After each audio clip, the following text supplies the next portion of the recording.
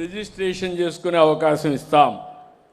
చాలామంది వారసత్వ భూములుంటే మీరు సరిగా చేసుకోవడం లేదు, దానివల్ల కూడా ఇబ్బందులు వస్తున్నాయి. అవన్నీ కూడా పూర్తి చేస్తాం. ఈ సందర్భంగా ఒక్క మాట మిమ్మల్ని అందరినీ కోరుతున్నా, మీలో కూడా ఒక ఆలోచన రావాలి. అన్నదమ్ముళ్ళ మధ్య ఆస్తి తగాదాలు అంటే మీకందరికి కూడా అలాంటి వ్యక్తి మనకు ఆదర్శం వద్దు. తల్లిని కోర్టుకి ఇచ్చిన వ్యక్తి మనకు ఆదర్శం కాదని మరొకసారి మీకు తెలియజేస్తున్నా. ఎక్కడికక్కడ అన్నదమ్ములు కానీ కుటుంబ సభ్యులు కానీ భేదాభిప్రాయాలు లేకుండా నేను చాలాసార్లు చూశాను.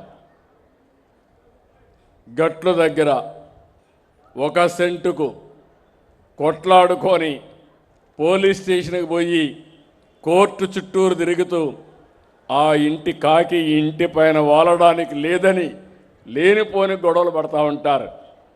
అలాంటి కక్షలు మనకొద్దు. గౌరవంగా బతుకుదాం. పోలీస్ స్టేషన్ పోతే ఏమవుతుందో మీకు తెలుసు. నేను ఎంత మా పోలీసులు మంచోళ్ళన్నా పోలీస్ స్టేషన్కి పోతే అక్కడి నుంచి సమస్యలే. నేను ఎంత టెక్నాలజీ వాడినా మా రెవెన్యూ కూడా అక్కడక్కడ అందరూ 90% మంచోళ్ళు ఉన్నా ఆ 10%తోనే సమస్య.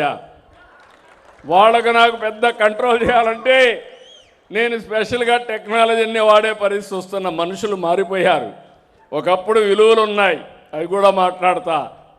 ఎందుకంటే ఇలాంటి చూస్తే చాలా బాధేస్తుంది. అందుకే కలెక్టర్గా విజ్ఞప్తి చెప్తున్నాను, విభేదాలుండే గ్రామాలు ఐడెంటిఫై చేయండి. 4 విజిట్స్ అనే ఒక కార్యక్రమం పెట్టారు నెల్లూరులో, చాలా సక్సెస్ అవుతా ఉంది. ఫస్ట్ విజిట్ పోయి వాళ్ళని అర్థం చేసుకోవడం, హితవు పలకడం, రెండోసారి మూడోసారి వెళ్ళడం, ఆ ఊరిలో ఉండే పెద్దలను కూడా కూర్చొని పెట్టడం, 4వసారి వరకు చేయగలిగితే 180 సమస్యలు పరిష్కారం అయిపోతున్నాయి. ఎగో ప్రాబ్లమ్స్ వద్దు మనందరికీ, ఎక్కడికక్కడ పట్టుదల వద్దు, బాగుపడే ఆలోచనలు చేద్దాం.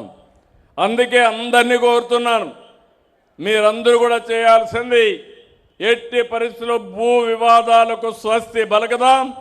నేను చేయాల్సింది నేను చేస్తా, మీరు సహకరించవలసింది సహకరిస్తే శాశ్వత పరిష్కారం చేస్తామని చెప్పి కూడా నేను మీకు తెలియజేస్తున్నా. ఇప్పుడే కలెక్టర్ నాకు హామీ ఇచ్చాడు.